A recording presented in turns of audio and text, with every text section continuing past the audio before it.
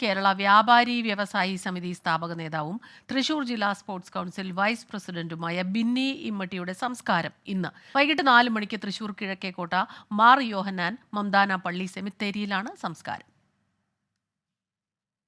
വ്യാപാരികൾക്കിടയിൽ ഒരു സംഘടന മാത്രം കരുത്തോടെ നിന്ന കാലം.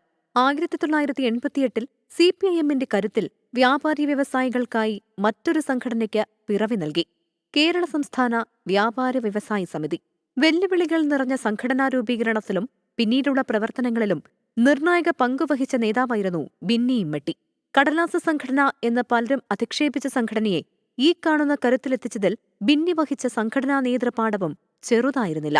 വ്യാപാരി വ്യവസായി സമിതി സംസ്ഥാന പ്രസിഡന്റ്, സെക്രട്ടറി, ട്രഷറർ എന്നീ നിലകളിൽ പ്രവർത്തിച്ച ബിന്നി നിലവിൽ സംസ്ഥാന എക്സിക്യൂട്ടീവ് കമ്മിറ്റി അംഗമാണ്. CPIM തൃശൂർ ഏരിയ കമ്മിറ്റി അംഗവും തൃശൂർ ജില്ലാ സ്പോർട്സ് കൗൺസിൽ വൈസ് പ്രസിഡന്റുമാണ്.